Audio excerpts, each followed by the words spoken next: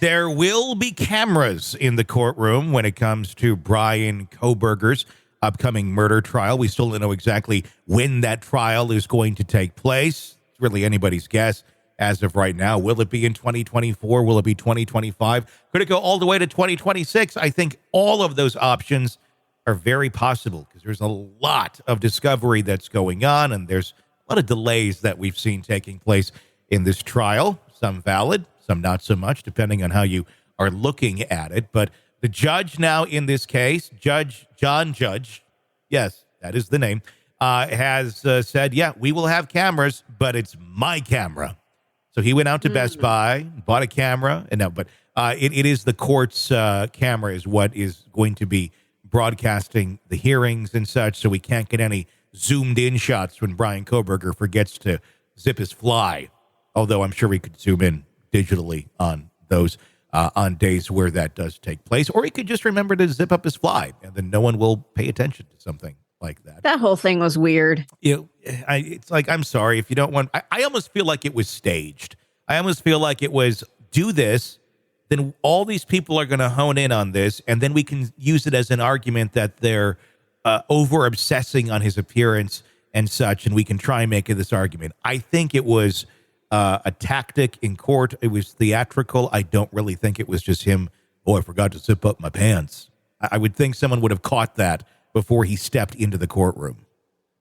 Interesting. Maybe I'm wrong, but I think it was a tactical move that really didn't go very far. Anyway, Judge John Judge has granted Bryan Kohberger's request to remove media cameras from the courtroom. However, the proceedings will continue to be accessible to the public through a court-provided live stream on Judge John Judge's YouTube channel. You can also watch reruns of Mork and Mindy on Judge John Judge's YouTube channel. The decision to limit media camera access follows months of intense scrutiny and coverage of the case. Judge John Judge justified the move, citing concerns about the overwhelming focus on Bryan Kohberger and the resulting negative headlines and news articles. He believes that the continuous photographing and video coverage of Kohberger's actions inside the courtroom should cease. Okay, cool, but you're bringing your camera in, it's the same damn thing. It really, you're talking about the lens it's coming out of.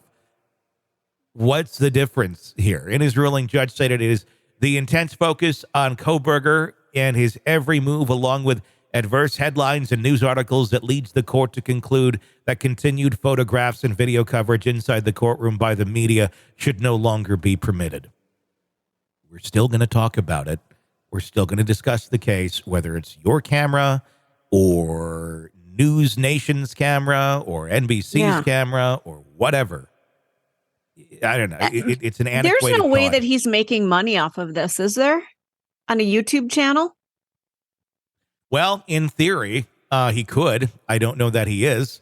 But in theory, could someone monetize this? Yes, they very well could. Would it be unethical? Very much so. That's a good question, though. I mean, I don't know. That would be very shady for probably... Yeah, it would. I know he'll make, I mean, he could probably make, I mean, if you were the only source of streaming this, at the end of the day, you could probably walk away with $200,000. If you were if you're the only one running this and have control over it. Now, if Judge John Judge's stream is owned or his YouTube channel is run by the state, I think it's still shady either way, because you're trying to make money off of what should be a public proceeding regardless. That is a good question, though. Didn't even think to ask that.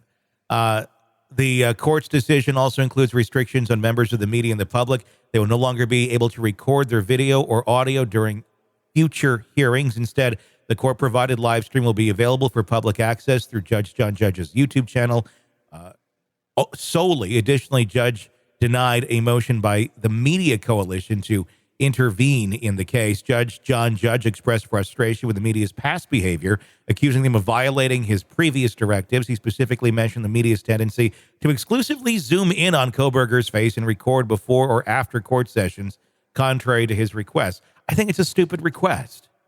This is a man who's being tried. If the camera is there, they're going to do that. Yeah, they are. He's the subject of a murder investigation, one of the biggest stories that we've seen in this last year. I don't know, these arguments that some of these judges are trying to make, like, oh, it's going to affect the jury. It's not.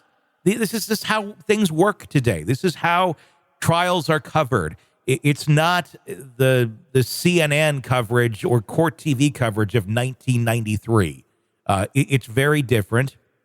The way media works is very different. And I feel like it's one of those, we're going to kick and scratch and say, it shouldn't be like this, it shouldn't be like that, until, eventually they're just drowned out, because these arguments really go nowhere. I don't know. I mean, this is a public proceeding. If he's in public, pictures will be taken. I guess get the fuck over it. It's kind of absolutely. And people want to see this guy. I mean, this is a sensational case. Yes, I understand limiting it, but this is a big deal. This absolutely rocked that entire university, that community, those families. People want to see how this goes down. Yeah, and they have a right to see how it all actually goes down.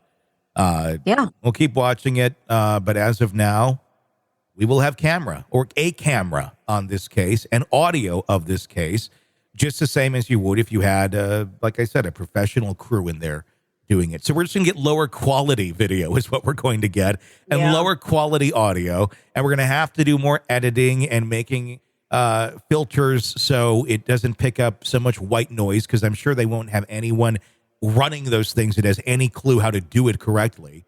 Exactly. And at the end of the day, the public is less served with knowing, who potentially committed these murders and why. Why are we freaking out about these things? I'm sorry. It just doesn't make a whole lot of sense. It seems an antiquated argument that just really goes absolutely nowhere. But hey, Kohberger, there will be cameras there, so zip up that fly. Want to listen ad-free? Want advanced access to all of our interviews before anyone else? Become a True Crime Today Premium Plus subscriber on Apple Podcasts. You get every episode commercial-free, so you can binge on true crime until you can binge no more. Search True Crime Today Premium Plus on Apple Podcasts now, or go to our podcast page and sign up now. More of the Hidden Killers podcast next. Sick of the ads? We are too. Start listening with no commercials now and get access to all of our episodes in advance of everyone else. Become a True Crime Today Premium Plus subscriber on Apple Podcasts. Search True Crime Today Premium Plus on Apple Podcasts, or go to our podcast page and sign up now. True Crime Today Premium Plus. Sign up now.